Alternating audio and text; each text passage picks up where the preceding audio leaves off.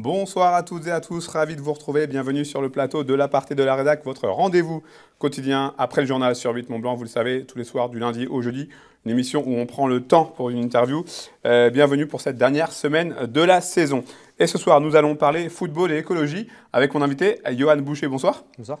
Vous êtes le responsable du secteur Savoie-Haute-Savoie pour l'association Football Écologie France.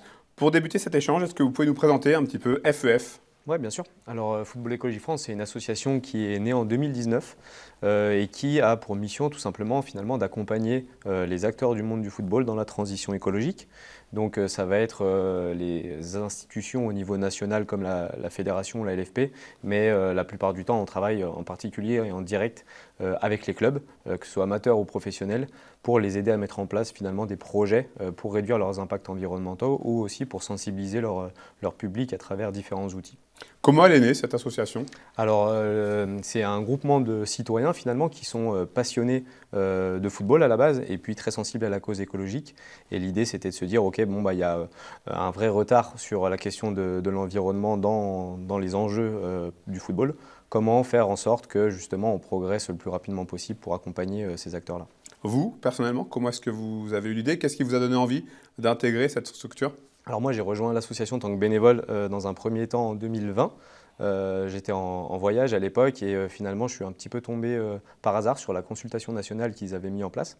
Et j'ai été contacté par le président pour potentiellement travailler sur Lyon. Puis finalement, moi, très attaché au secteur, puisque originaire de la Haute-Savoie, je n'avais pas vraiment envie de travailler sur Lyon. Et j'ai été bénévole dans un premier temps avec pour objectif finalement de créer mon poste sur le secteur de la Savoie et de la Haute-Savoie pour justement développer cet enjeu-là dans les clubs sur le territoire. Alors, depuis plusieurs années, les footballeurs et plus généralement le football sont un peu pointés du doigt concernant leur rapport à l'écologie, à l'environnement.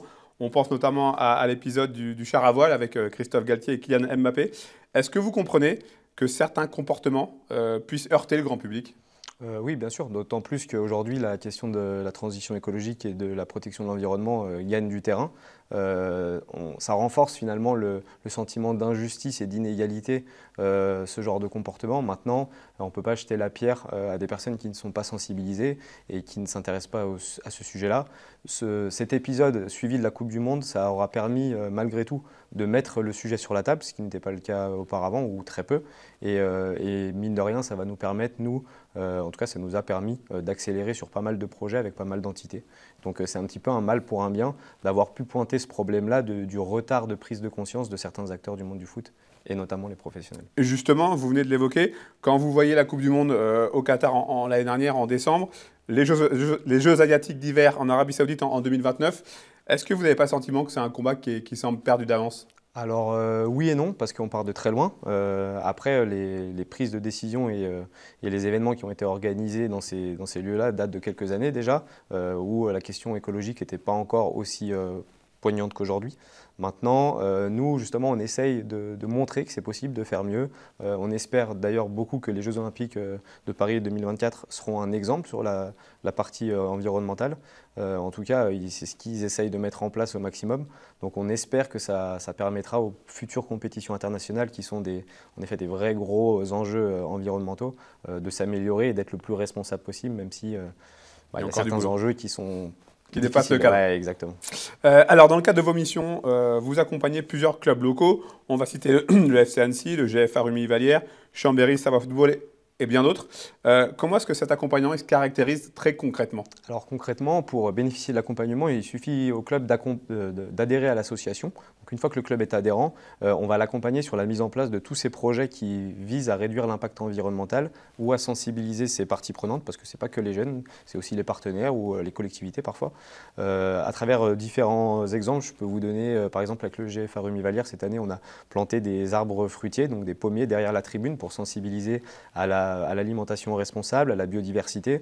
On a aussi eu la chance d'avoir des partenaires qui ont financé des gourdes à destination de tous les licenciés du club pour éviter l'utilisation des bouteilles en plastique. Et voilà, il y a plein de petits projets comme ça qui sont montés à droite à gauche qui permettent de réduire progressivement l'impact du club sur l'environnement. Et puis nous, on intervient aussi à travers différents outils pour la sensibilisation des jeunes et des moins jeunes, qui s'appelle notamment la fresque écologique du football et qui permet en 1h30, 2 heures de faire le tour justement des enjeux qui existent entre football et écologie, puis de déterminer les différentes solutions et actions possibles pour agir concrètement dans la foulée. Les clubs que je viens de citer, ils étaient en demande de cet accompagnement justement? Alors de plus en plus, quand j'ai commencé à être bénévole pour l'association en 2020, j'ai pas mal de clubs qui ont fermé la porte tout doucement.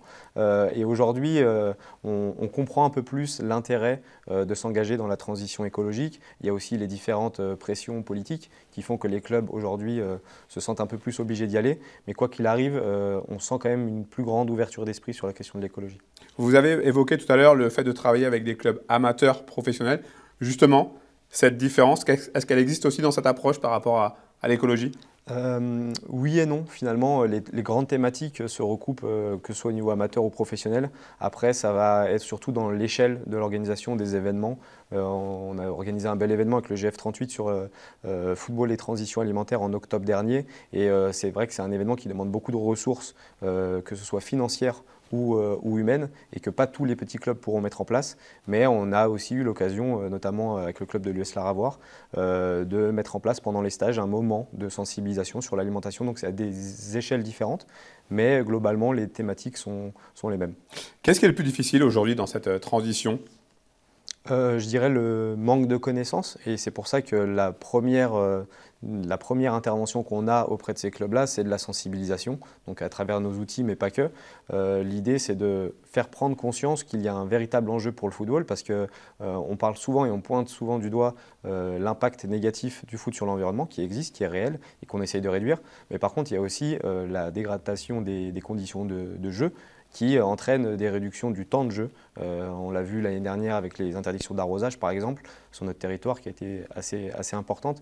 Pas mal d'entraînements ou de matchs ont dû être annulés à cause de la chaleur ou du mauvais état de la pelouse. Donc le foot est impacté directement. Il y a un vrai intérêt pour lui de se sensibiliser et de progresser sur cette question-là.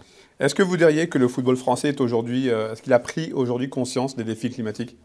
Alors petit à petit, et ce qui est intéressant de voir, c'est notamment la progression sur le sujet des institutions.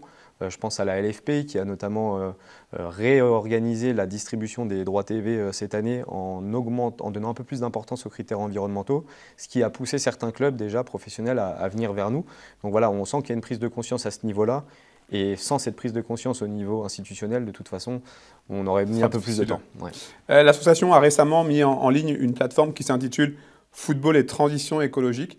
En quoi est-ce que ça consiste? Alors concrètement, c'est une plateforme de e-learning qui permet à tout un chacun de se former sur la question du football et de la transition écologique. Donc c'est un condensé assez ludique d'informations, de quiz, d'interviews qui permettent à n'importe qui de se former gratuitement en ligne sur la question de la transition écologique dans le football. Quelles sont les solutions les plus rapides et les plus faciles, entre guillemets, à mettre en place selon vous pour avoir dans le futur un football plus vert? Comme je disais, la sensibilisation, c'est vraiment la thématique numéro 1. Ensuite, on intervient beaucoup auprès de nos clubs adhérents sur la thématique des déchets, puisque beaucoup sont en retard sur cette thématique-là. La gestion des énergies aussi, en collaboration avec les différentes collectivités. Et puis, je dirais que le volet alimentation et transport aussi sont des thématiques qui sont assez faciles de travailler dans un premier temps avec les clubs. Dernière question, Johan Boucher. Est-ce que vous êtes confiant? J'imagine que oui. Mais quels sont les signaux qui vous donnent justement cette confiance pour arriver petit à petit à cette transition? C'est ce que je disais tout à l'heure. Je pense que la façon dont je suis reçu aujourd'hui quand je rencontre un club pour la première fois, c'est une vraie preuve qu'il y a une ouverture d'esprit dans le bon sens et que les clubs commencent à percevoir l'intérêt et pourquoi il faut s'engager dans la transition écologique. Et ça, je le constate sur mon antenne, mais on le constate un peu partout en France à travers nos différentes antennes. On le constate aussi à travers l'intérêt grandissant des différentes parties prenantes, que ce soit les sponsors, les collectivités, comme je le disais, qui commencent à investir un petit peu sur nous et donc sur la transition écologique du football. Johan Boucher, merci infiniment. Bravo en tout cas pour ce que vous faites. Merci beaucoup. Bien. Merci beaucoup. C'est la fin de cet aparté de la rédac. Merci à vous pour votre fidélité à nos programmes. On se retrouve très rapidement sur notre antenne.